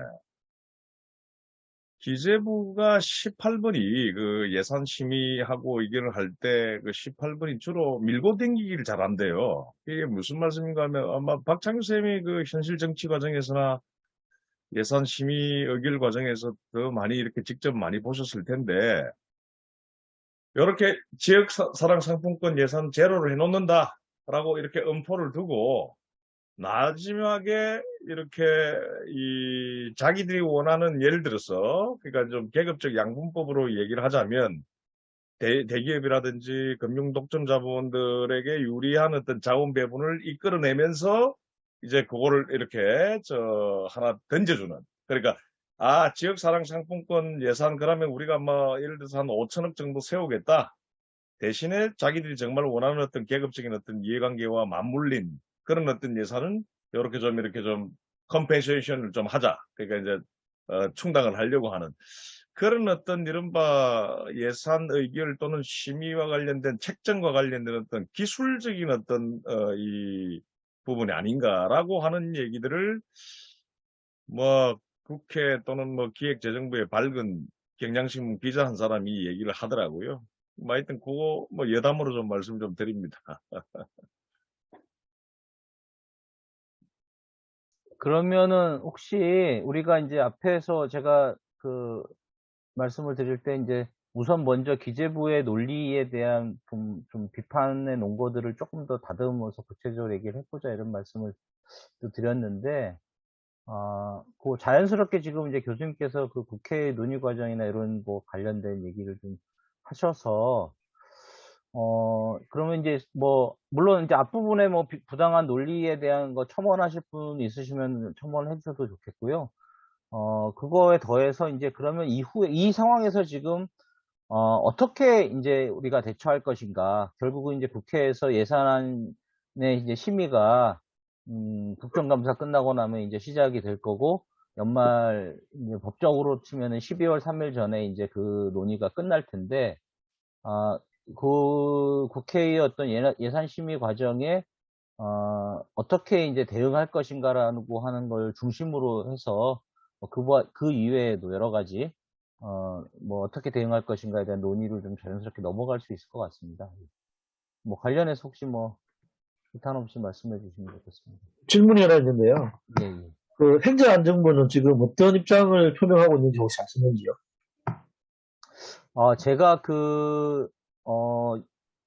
저희 우연히 유튜브를 통해서 국회에서 이제 행정안전부 장관에게 이제 이 예산 삭감에 대해서 이제 그 질의하는 그 장면을 봤는데, 그때 행정안전부 장관의 입장은 기재부의 완전 예산 전액 삭감에 대해서는 조금 자기들은 동의할 수 없는, 그렇다고 해서 우리가 이제 이전 정부의 행정안전부처럼 이 예산을 반드시 좀 지켜야 되겠다라고 하는 어떤 전투력을 보이지도 않는 약간 어정쩡한 조금 모습인 것 같습니다. 그거는 뭐 아마 뭐 왜 그런지는 잘 이해를 하실 거라고 생각하고요.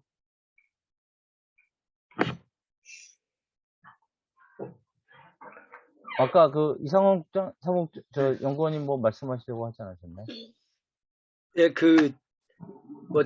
지금 지역화폐 그 매칭 예산이 이제 중앙정부 예산이 뭐 설령 이대로 간다 하더라도 지자체 예산으로 매칭을 해서 캐시백을 비율을 다운시켜가지고 운영을 할 수 있는데, 저는 지역화폐 정부 매칭 예산을 다시 조금이라도 뭐 많이 따오면 좋겠지만은 이것을 왜 다시 복원을 시켜야 되냐 하면 그 이유가 이제 심리적인 게, 주식시장에도 이제 심리적이라는 게 있듯이 이제 지역 주민들이 그동안 그 국가에서 정부 예산하고 지자체 예산하고 매칭해서 캐시백을 받고 이런 메커니즘에 이제 자기도 거기에 이제 그것을 사용하면서 중앙정부가 이것을 줄였다. 또 중앙의 기재부의 논리가 계속 이데올로기화 돼가지고 들어왔을 때는 사실 이제 심리적으로 그 지역 주민들이 지역화폐 사용을 또 이렇게 줄일 수가 있거든요. 이제 그런 차원에서도 어떤 복원해야 될 필요가 있고, 또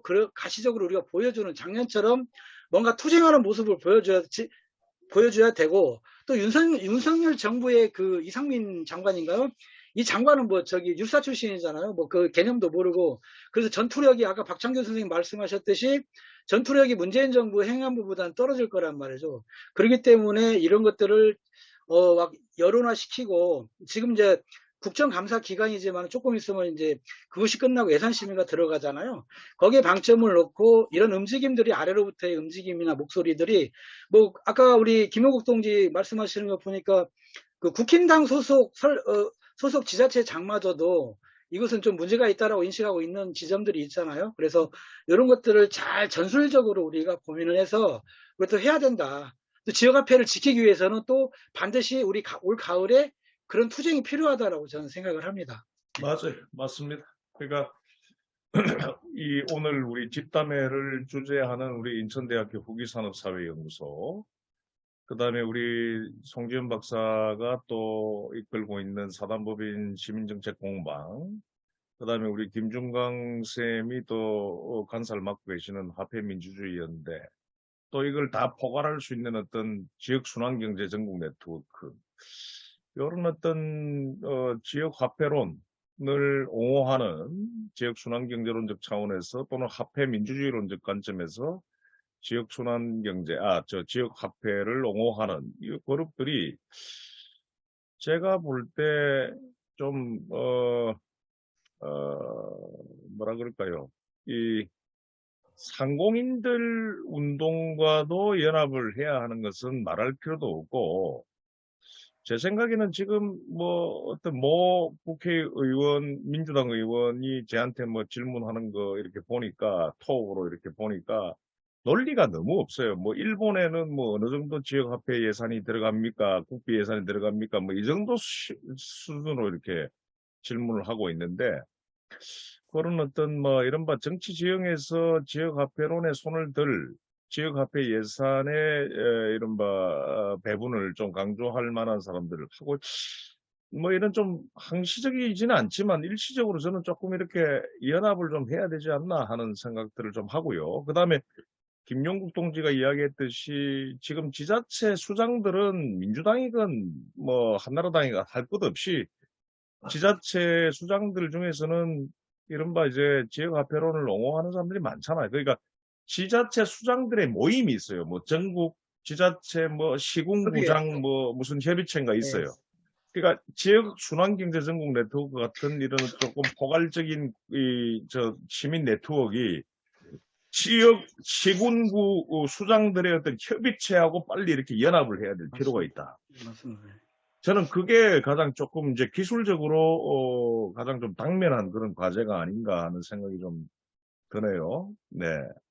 그러니까 지금 국회 차원에서 이제 곧 예산 심의 뭐 프로세스가 이루어진다고 하셨잖아요. 그 전에 우리 시민사회와 학계, 그 다음에 시군구 수장들의 어떤 어소시에이션이 모여서 이런 어떤 지자체의 어떤 논리를 아주 강하게 이렇게 좀 바텀업식으로 내뱉을 수 있게끔 하는 체제.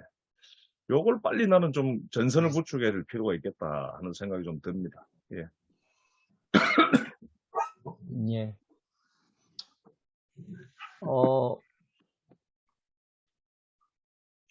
제가 질문을 하나 좀 드려도 예, 될까요?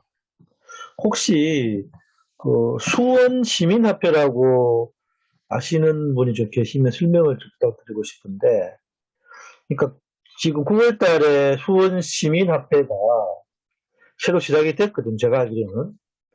그런데 그 수원 시민화폐는 기존의 지역사랑 상품권하고 다른 건지 아니면 같은 건지, 그래서 제가 잘 정확하게 몰라가지고 혹시 수원 시민화폐에 대해서 아시는 분이 좀 계시면 설명 좀 부탁드립니다. 저도 모르겠네. 아무도 모르시나요? 예. 그래서 이제 제가 알기로는 법정화폐 10만 원을 보증금으로 내면 수원 시민화폐 10만 수원, 화폐 단위가 수원이더라고요. 그러니까 10만 수원을 카드에 집어넣어주고 그걸로 이제 지급 결제하는 거죠.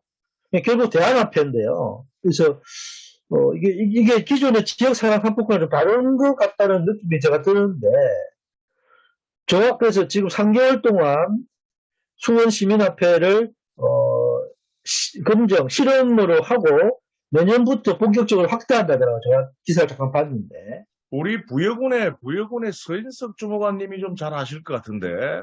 그래서 이게 지금 기존의 지역사랑 상품권하고 좀 다른 시스템인가? 수원 시민화폐는? 뭐 일단 환산 가치를 지금 그렇게 두는 거 보니까 일단 지역사랑 상품권하고 좀 다른 것 같아요. 다르죠. 네. 네.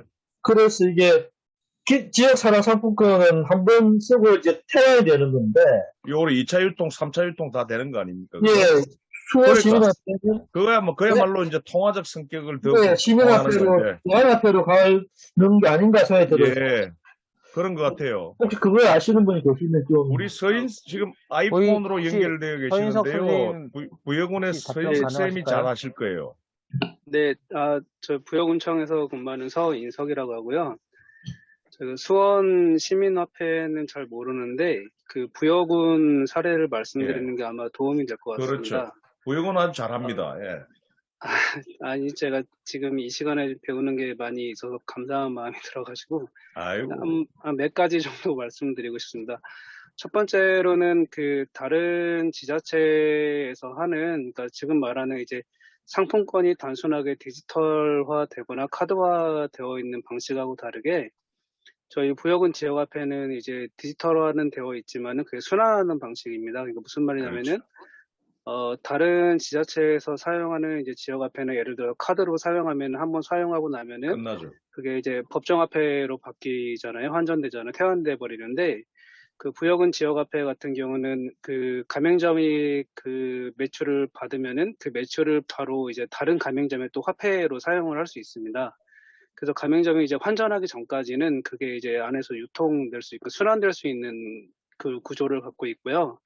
그래서 이제 순환에서 창출되는 이제 순환 부가가치가 저희가 누적 한 3천억 정도 되는데 한 10% 정도, 그러니까 300억 정도가 안에서 재순환되는 그 구조를 지금 갖고 있고요. 예. 또 한 가지는 저희가 그 정책 발행을 이제 충남에서 가장 빠르게 이제 농민수당으로 시작을 했는데 충남 정책 발행이 한 2.5배 정도 많게 저희가 지금 정책 발행을 지역화폐로 하고 있습니다. 무슨 말이냐면은 관에서 지출하는 돈들을 이제 지역화폐로 주는 방식인 거죠. 네, 그렇게 하는 게 사실은 우리가 여러 인센티브도 저희가 사실은 이제 참여적 기본소득 개념으로 해서 인센티브를 주고 있긴 하지만은 정책 발행이 탄탄하게 기반이 돼야지 어떤 제도적인 어떤 공동체 연대감이 상승되는 것 같습니다. 그리고 또 한 가지는 이제 정책 발행을 저희가 이제 농업군이기 때문에 농민들한테 한 12,000명 정도 되는 농민들한테 저희가 6만 명 정도가 이제 주민인데요. 농민들한테 그 지역화폐로 이제 정책 발행을 하면서 사용자층이 늘어나고 자연스럽게 사용하는 사람이 많으니까 가맹점도 이제 자연스럽게 들어오게 되는, 그러니까 공급을 통해서 어떤 수요를 창출하는 그런 구조로 가고 있고요. 그 다음에 이제 세 번째로는 저희가 사실은 아까 이제 뭐 그 신용카드라던가 여러 이제 카드를 사용하는 경우에 그 카드 수수료라던가 이런 게 이제 금융 권력이라고 하면 권력한테 나가는 그런 측면들이 있는데 사실 지역화폐에서도 그 고질적인 문제들이 있습니다. 그러니까 플랫폼 회사가 그렇죠. 수수료를 받는 부분이 있고요. 그러니까 사실은 2021년도에 그 조폐공사만 해도 한 1.8% 정도의 수수료를 받았고 2021년도에는 1.5%, 0.3%, 지금 현재는 0.9%의 수수료를 받고 있는데, 그러니까 1,000억을 발행하면은 올해만 해도 한 이제 90억 정도, 9억이죠. 9억 정도가 그냥 이렇게 수수료로 나가는 그런 구조입니다. 그런 게 하나 그러니까 플랫폼 회사가 가져가는 수수료가 제법 세다라는 부분이 하나 있고, 또 한 가지는 지금 이제 현금 카드 방식으로 이제 그 카드를 많이 사용하고 있는데 그 현금 카드도 사실은 수수료가 발생하는 방식입니다. 근데 저희 지역화폐 같은 경우는 저희가 이제 지금 여기에 계시는 분들도 이제 계시는 분 중에서도 이제 블록체인 방식으로 연구하고 계신 걸로 제가 알고 있는데 예. 저희도 이제 그 프라이빗 방식의 블록체인 방식을 채택을 해서 순환도 되고 그다음에 플랫폼을 저희가 독자적으로 만들었기 때문에 저희가 플랫폼 회사한테 주는 수수료가 지금 수수료율로 계산하면 한 0.4% 정도밖에 해당하지 않고 있습니다. 그래서 저희가 부여군이 아까 3천억 정도 발행을 했다고 했는데 그게 만약에 조폐공사 거를 썼으면은 한 30억이 넘게 이제 수수료가 나갔어야 됐더라고요. 근데 저희는 누적으로 해갖고 한 10억 정도 수수료가 나왔기 때문에 한 20억이 지금 세이브가 되어 있는 상태고요. 예. 또 한 가지는 결제 수수료가 카드 결제 수수료가 한 1.5%라고 봤을 때 저희는 이제 NFC 방식이라고 해갖고 교통카드가 이제 NFC 방식인데 똑같은 형태의 카드 방식이긴 하지만은 우리가 버스 탈 때 이제 딱 되면은 그 요금이 이제 나가잖아요. 그런 똑같은 방식인데 저희가 NFC 카드 방식이라고 해서 이 카드를 핸드폰에 접촉을 하면은 그 결제가 되는 방식입니다. 여기에는 기존 금융망을 사용하지 않기 때문에 수수료가 전혀 발생하지 않는 그런 아하. 방식입니다. 그러니까 지역화폐가 지속하려면은 저희 행정적인 측면에서는 일단은 운영비가 절감이 돼야 된다라는 말씀을 좀 드리고 싶고요. 그다음에 마지막으로 저희는 사실은 그 월 매출 구간마다 그 받는 캐시백이 다르게 지금 설정이 되어 있습니다. 그러니까 월 1,000만 원 이하의 그 가맹점에서 소비를 할 경우에는 7% 정도의 캐시백을 받고요. 그다음에 4천만 원에서 1,000만 원 구간은 3%, 그다음에 4천만 원을 초과하는 경우에는 그 캐시백을 안 받게 지금 설정이 되어 있습니다. 그렇게 되어 있기 때문에 사실은 저희가 그 지역화폐가 그 나온 초기보다 1,000만 원 이하의 그 가맹점 매출이, 그러니까 지역 화폐 사용하는 비중이 10% 정도 이제 오르고 4,000만 원 초과하는 가맹점을 사용하는 비율은 역으로 이제 10% 정도 줄어들게 됐는데요. 이런 것처럼 이제 캐시백을 어떻게 설정하느냐에 따라 가지고 골목 상권에 또는 소상공인들한테 더 사용할 수 있도록 그렇게 유도를 할 수 있게 되는 것 같습니다.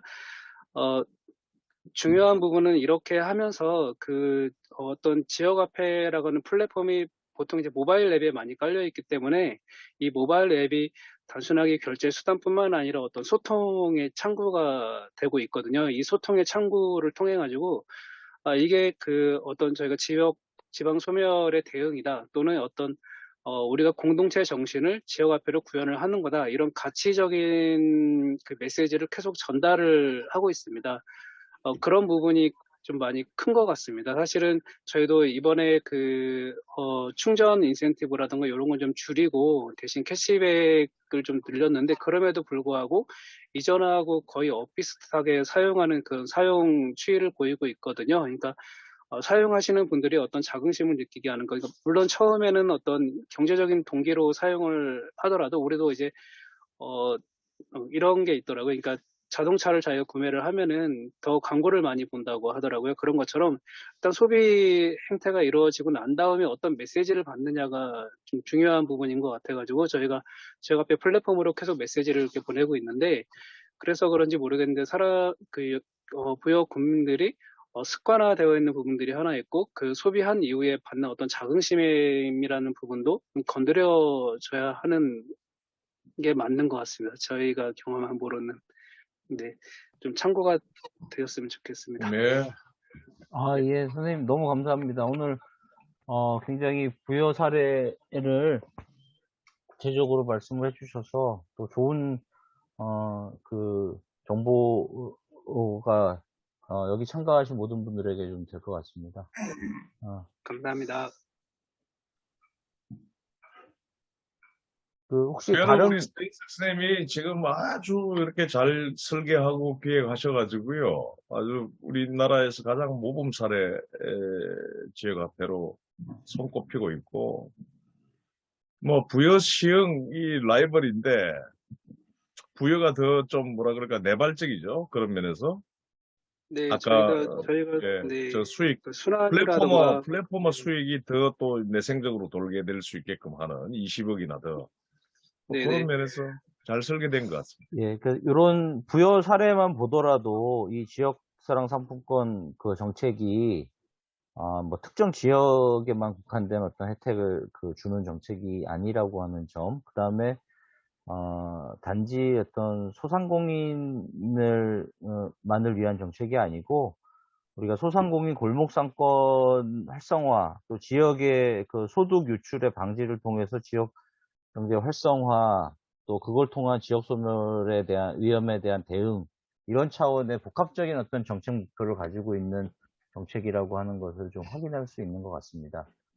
제가 선생님한테 좀 질문을 드리고 싶은데요. 그러면 지금 현재 부여을 해서 하고 있는 순환형 지역화폐, 그거랑 지금 현재 기재부가 제로 예산을 했잖아요. 그러면은 예산이 이제 없어지게 되면 기존에 지금 하고 있는 지역화폐, 순환형 지역화폐가 타격이 발생하는 건가요? 아니면은 또 자체 예산 잡혀 있어가지고 계속 진행이 되는 건가요?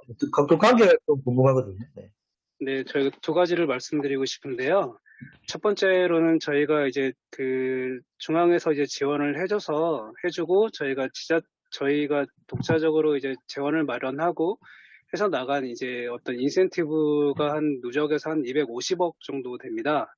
근데 저희가 아까 말씀드린 것처럼 순환되는 게 300억이 되기 때문에 저희가 250억을 넣었지만은 실제로 경제적으로 이 안에서 순환되는 건 300억이기 때문에 저희가 어떻게 보면 50억이 더 이득이라는 부분이 있고요.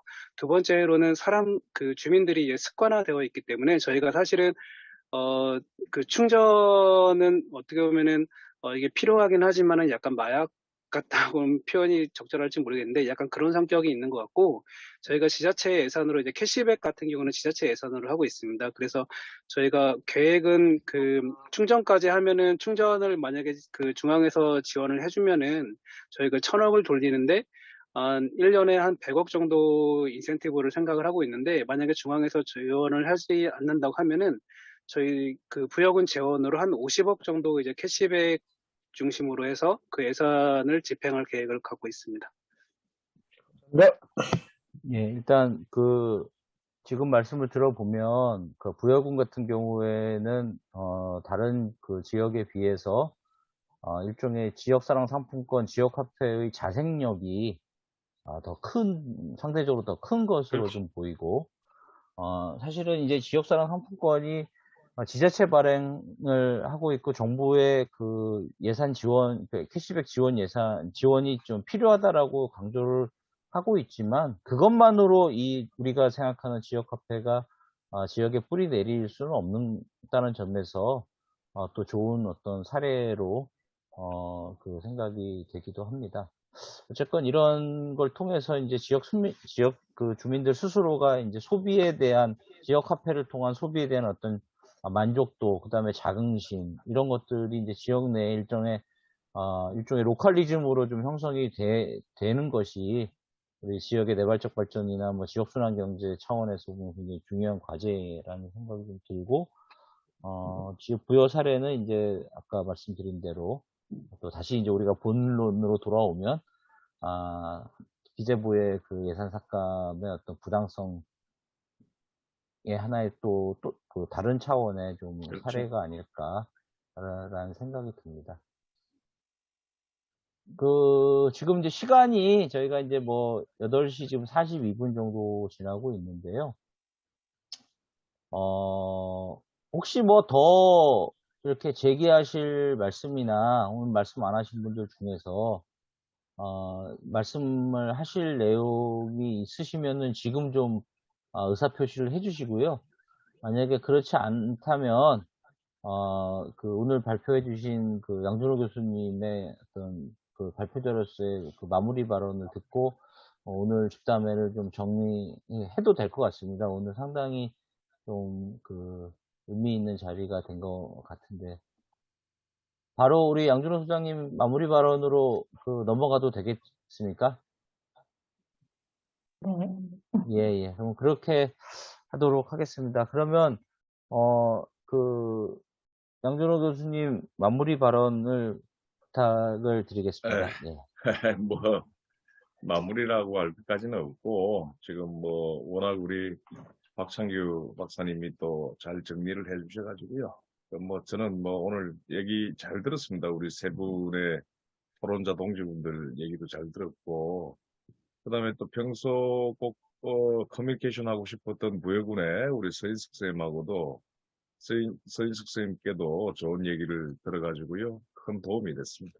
하여튼 저는 지역화폐, 그러니까 지역사랑 상품권 정책이라고 하는 것이 우리나라의 어떤 지역경제 피폐화를 이렇게 완화하는, 그러니까 바꿔 말하자면 국가 차원의 어떤 구조적인 위기로서의 어떤 지역경제의 위기를 완화하는 데 저는 기여했다고 보는데 그게 어떤 식으로 기여를 했냐면 소득이라든지 지역 시민들의 소득이라든지 사업체들의 수익과 같은 그러니까 지역 경제를 살리는 동력들이 지역 밖으로 세워나가면서 초래되는 어떤 지역 소멸의 문제, 즉 지역 소멸이라고 하는 어떤 우리나라 국가 차원의 어떤 위기의 직접적인 원인, 그러니까 구조적인 원인하고 저는 이 지역사랑 상품권이 맞닿아 있었다라고 하는 점에서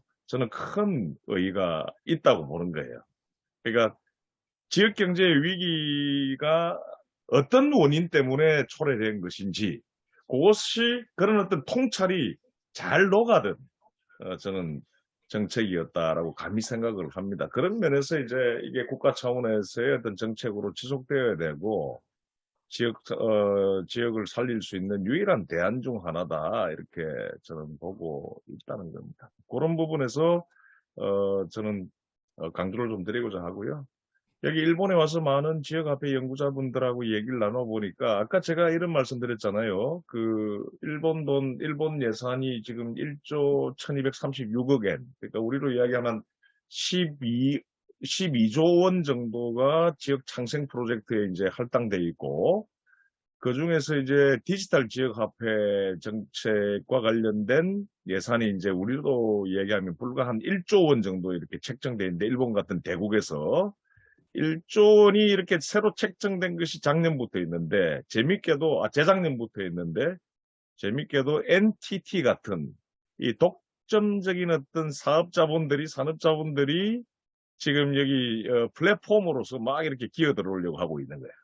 그러니까 지금 현재 한국에 누가 지금 들어가 있냐면 DMP라고 메이지 시대에 이 창업한 일본을 대표하는 그 소재 회사, 그러니까 기술 집약형 소재 회사거든요. 아주 세계적인 기업인데 그 DMP라고 하는 회사까지 지금 현재 지역화폐 플랫포머가 되려고 하고 있고, 그 다음에 여러분 우리나라로 이야기하면 이마트, 홈플러스와 같은 이온그룹이 있습니다. 이 일본의 이온그룹이 또 플랫포머가 되려고 하고 있어요.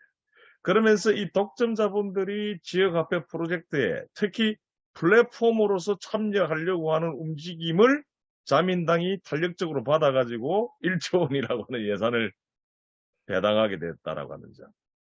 그러니까 여기죠. 그러니까 우리로 이야기하면 대형 자본들, 산업 자본들과 대형 금융 자본들의 어떤 이해관계를 위해서 아예 지역화폐 관련된 예산을 카트했다라고 한다면 일본 같은 경우에는 대형 자본들의 이해관계를 옹호해주기 위해서 오히려 지역화폐로부터 돈을 벌어라라고 해서 1조 원이라고 하는 새로운 어떤 예산을 창출하는 이런 것들을 통해서 볼 때 국가의 어떤 예산 책정이라고 하는 것은 어떤 방향에서 보더라도 이 독점 자본의 어떤 이해관계로부터 자유롭지 못하다.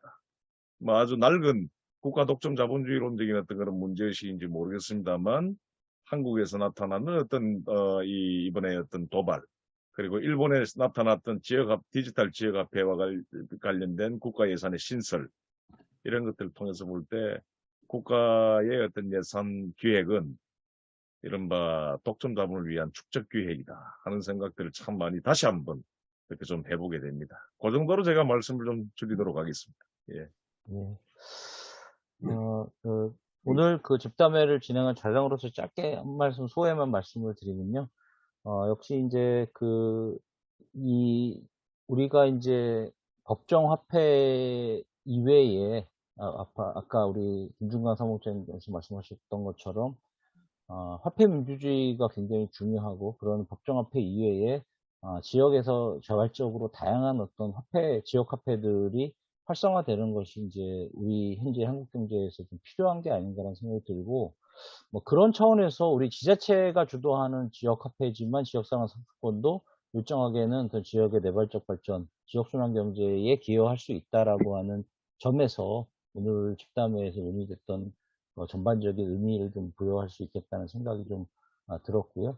하나는 결국은 이제 이 예산 편성과 예산의 재정의 집행 과정에서 결국 드러난 문제, 한국의 민주주의의 좀 허약성의 문제가 도 이후에 한 번 더 짚어줘야 될 것이 있다고 보는 것이, 작년과 마찬가지로 올해도 만약에 지역화폐 예산이 일부라도 다시 복원이 된다면 이것은 법적으로 기획재정부가 갖고 있는 예산 편성권의 그 권위 자체가 좀 훼손되는 거라고도 볼 수 있고, 결국은 기재부 스스로가 그런 예산 편성권에 대한 어떤 권위를 자기 스스로 훼손시키는 결과를 낳는 것이 아닌가라는 점에서 좀 걱정도 되고, 또 한편으로는 이 정부의 예산의 편성이라고 하는 것이 결국은 국가 예산 편성이라고 하는 것 지자체에 상당히 중요한 영향을 미칩니다. 이 지역 사랑 상품권 지원 예산뿐만이 아니고 다른 예산들도 그런 점에서 이 예산 편성 과정에 지자체나 지역 주민들의 의견이 반영될 수 있는 방식으로 이 한국 민주주의의 어떤 절차적인 어떤 보완이 좀 필요한 것이 아닌가라는 생각도 하게 되는 어떤 자리였던 것 같습니다. 오늘 이렇게 집담회에 늦은 시간까지 함께 해주셔서 대단히 감사하고요. 오늘 많은 그 공부가 그를 해주신 우리 양준호 교수님, 그 다음에 세 분의 네, 토론자분들께 아이고, 진심으로 감사드립니다. 특히 오늘 부여군의 서인석 선생님의 내용도 좋았고, 나머지 다른 선생님들도 좋은 의견 주셔서 감사합니다. 예, 오늘 이것으로, 제3회 인천대 후기산업사회 연구소 집담회를 모두 마치도록 하겠습니다. 감사합니다. 네, 오늘 감사합니다. 함께 선생님 해주신 많으셨습니다. 감사드립니다.